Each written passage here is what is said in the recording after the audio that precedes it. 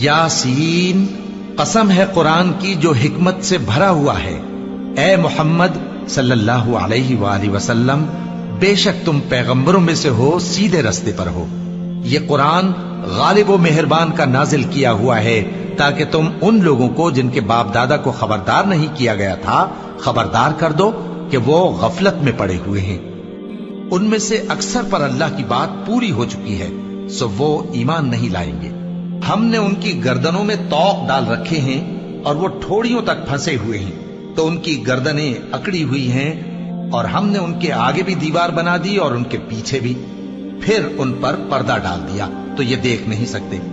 और तुम इनको खबरदार करो या न करो, इनके लिए बराबर है, ये ईमान नहीं लाएंगे। तुम तो सिर्फ उस शख्स को खबरदार कर सकते हो जो इस नसीहत यानी कुरान की पैरवी करे और रहमान से गायबाना डरे, सो उसको मगफिरत और बड़े सवाब की बिशारत सुना दो।